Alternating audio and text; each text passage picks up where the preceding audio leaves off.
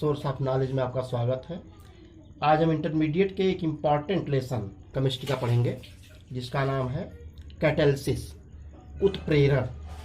सबसे पहले हम समझेंगे उत्प्रेरण है क्या। इसकी इंग्लिश में डिफिनीशन होती है substances which accelerate or retards the rate of chemical reaction without chemical change is known as catalyst and this phenomenon is known as catalysis।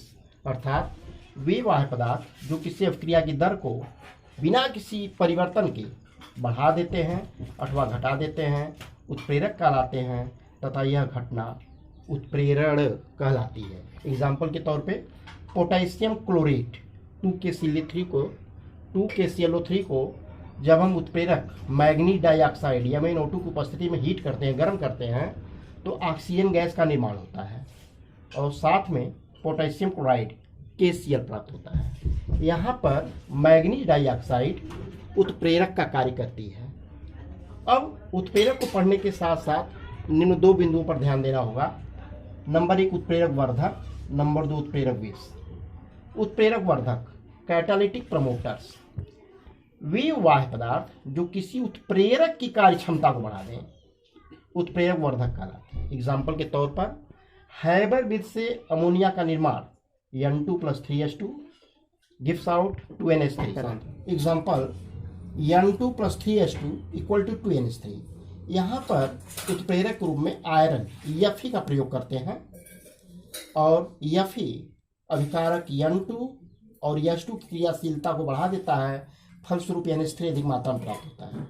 परंतु इस अभिक्रिया में अगर उत्प्रेरक वर्धक के रूप में हम मॉलिब्डिनम MO का प्रयोग करें तो सबसे पहले ये Fe की क्रियाशीलता को बढ़ाता है और Fe N2 और 3H2 को अपने ऊपर अवशोषित करता है, फलस्वरूप अधिक मात्रा में अमोनिया गैस प्राप्त होती है।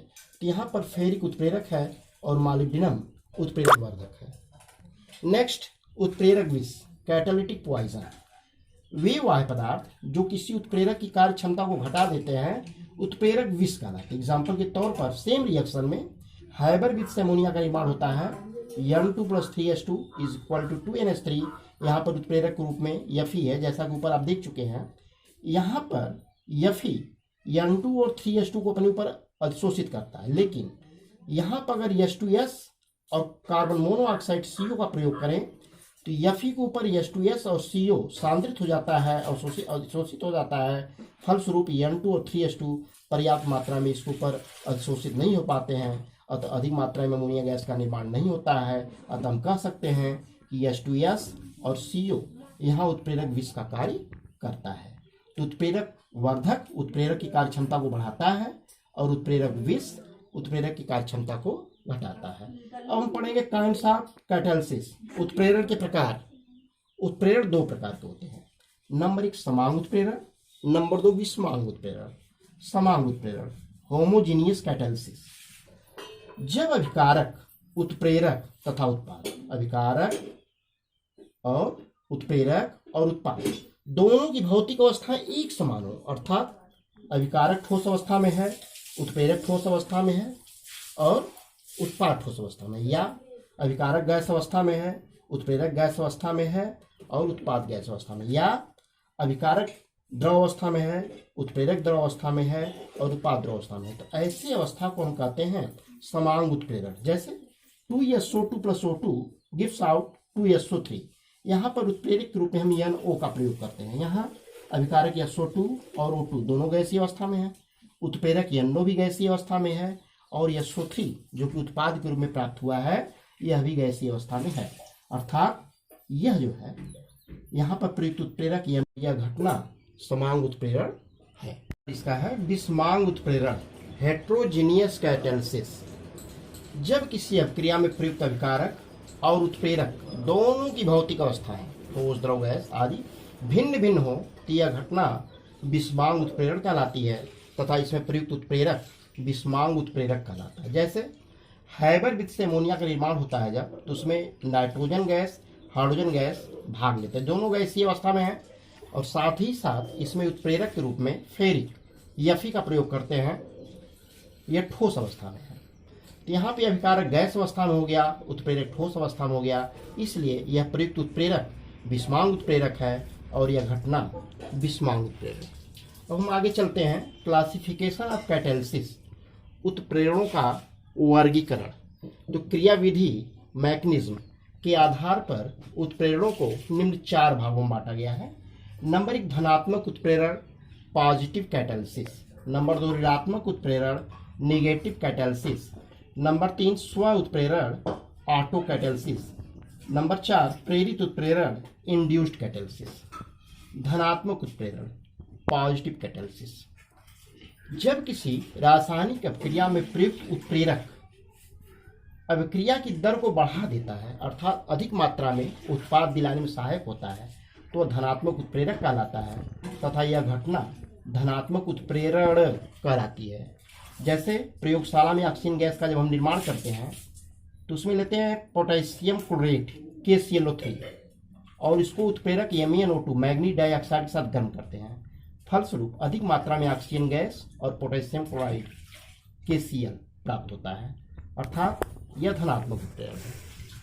ठीक इसी प्रकार ऋणात्मक उत्प्रेरण नेगेटिव कैटालिसिस, वे वायु पदार्थ जो किसी अभिक्रिया में प्रयुक्त होकर के अभिक्रिया की दर को घटा देते हैं, रेट ऑफ रिएक्शन कम कर देते हैं, ऋणात्मक उत्प्रेरक कहलाते हैं तथा यह घटना ऋणात्मक उत्प्रेरण कहलाती है। जैसे सोडियम सल्फाइड NaSO3 को एथिल अल्कोहल की उपस्थिति में ऑक्सीजन के साथ अभिकृत करते हैं तो बनता है सोडियम सल्फेट। तो ऑक्सीजन वातावरण से ले लेता है और क्रिया करता है, अब क्रिया की गति को यहाँ पर एथिल अल्कोहल कम कर देता है, फलस्वरूप सोडियम सल्फेट कम मात्रा में बनता है, अतः यहाँ एथिल अल्कोहल ऋणात्मक उत्प्रेरण का कार्य करता है। नेक्स्ट है स्व उत्प्रेरण ऑटो कैटालिसिस, इसमें अलग से किसी उत्प्रेरक की जरूरत नहीं पड़ती है। इसमें किसी रासायनिक अभिक्रिया के दौरान बना हुआ कोई पदार्थ स्वयं उत्प्रेरक का कार्य करने लगता है और अभिक्रिया की दर को बढ़ा देता है। जैसे एथिल एसीटेट CH3COO C2H5 को जल के साथ अभिकृत करते हैं तो बनता है एसिटिक अम्ल और एथिल अल्कोहल। इस अभिक्रिया में ज्यों ही एसिटिक अम्ल का निर्माण होता है वह स्व उत्प्रेरक का कार्य करने लगता है और अभिक्रिया की दर बढ़ जाती है, अर्थात इस अभिक्रिया में एसिटिक अम्ल स्व उत्प्रेरक है और यह घटना स्व उत्प्रेरण है। नेक्स्ट है प्रेरित उत्प्रेरण इंड्यूस्ड कैटालिसिस, जब एक रासायनिक अभिक्रिया किसी दूसरी रासायनिक अभिक्रिया के लिए उत्प्रेरक का कार्य करती है तो यह घटना प्रेरित उत्प्रेरण इंड्यूस्ड कैटालिसिस कहलाती है। एग्जाम्पल के तौर पर सोडियम आर्सेनाइड Na2ASO3 की क्रिया जब ऑक्सीजन के साथ होती है तो कोई उत्पाद नहीं प्राप्त होता, अर्थात नो रिएक्शन, लेकिन सोडियम आर्सेनाइड सोडियम सल्फाइड के साथ ऑक्सीजन को अभिकृत कर देता है और बनता है सोडियम आर्सेनेट और सोडियम सल्फेट।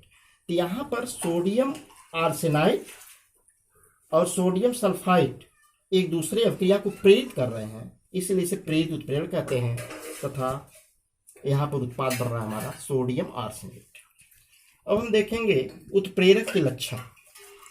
तो उत्प्रेरक का स्वभाव विचित्र होता है, यह किसी रासायनिक अभिक्रिया में अल्प मात्रा में ही भाग लेकर के अभिक्रिया की दर को बहुत अधिक बढ़ा देता है अथवा बहुत अधिक घटा देता है, यानी इसकी सूक्ष्म मात्रा ही अभिक्रिया को प्रेरित करने के लिए पर्याप्त होती है। इसका दूसरा लक्षण है अपरिवर्तनशीलता। पूरी रासायनिक अभिक्रिया के दौरान उत्प्रेरक अपरिवर्तनशील होता है, इसके आकार में संगठन में कोई परिवर्तन नहीं होता है। थर्ड है कि यह एक निश्चित ताप पर अत्यधिक क्रियाशील होता है और उसी ताप पर अत्यधिक मात्रा में अभिक्रिया को उत्प्रेरित करके अत्यधिक उत्पाद बनाता है। अतः आज हमने उत्प्रेरक और उत्प्रेरण को जाना। नेक्स्ट वीडियो में फिर मुलाकात होगी। धन्यवाद।